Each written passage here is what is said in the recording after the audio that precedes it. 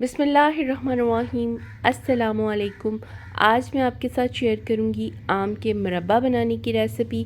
चलें जी स्टार्ट करते हैं रेसिपी। यहाँ पे 1 किलो मेरे पास आम है, कच्चे आम। इनको मैंने अच्छे से धो लिया था। पहले इसको मैंने पानी में भिगो के रख दिया था, फिर मैंने इसको पील ऑफ कर लिया है।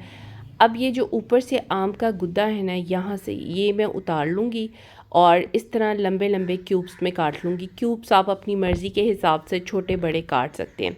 तमाम आमों को पील ऑफ करने के बाद मैंने काट लिया है। अब यहाँ पे जी मैंने एक पतीली ली है और पतीली के अंदर ये तमाम कटे हुए आम और 1 कप पानी जो है वो मैंने डाल दिया है।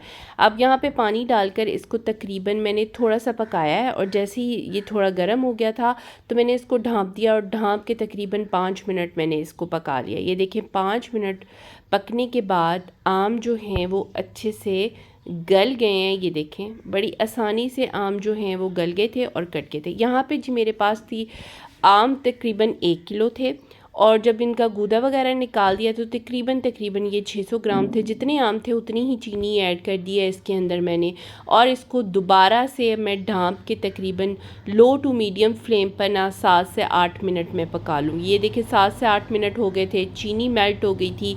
अब जो इसके अंदर चीज़ें जाएंगी वो हैं जी 2 इलायचियाँ जिनको मैंने मैश कर लिया था, चुटकी भर ज़ाफ़रान और 1 दालचीनी का टुकड़ा। अब ये चीज़ें डालकर हम इसको मीडियम फ्लेम पर ना 5 से 6 मिनट के लिए पकाएंगे। यहाँ पे जी इसको चम्मच चलाते हुए हमने पकाते जाना है। यहाँ पे आप चाहें तो इसको ढाँप कर थोड़ी देर और भी पका सकते हैं, लेकिन इसको अब मीडियम फ्लेम पर इसी तरह हम पकाएंगे और ये एक तार का जो शीरा है ना वो बनकर रेडी हो जाएगा। तब तक के लिए हमने इसको पकाना है। तकरीबन 5 से 6 मिनट हो गए थे इसको पकते हुए और यहाँ पे ये देखें जी एक तार का जो शीरा है ना वो बन गया है। अब इसके एंड में मैं इसके अंदर डालूँगी ड्राई फ्रूट्स। अच्छा, ड्राई फ्रूट्स में मैं इसके अंदर चारों मगज़ और किशमिश ऐड कर रही हूँ।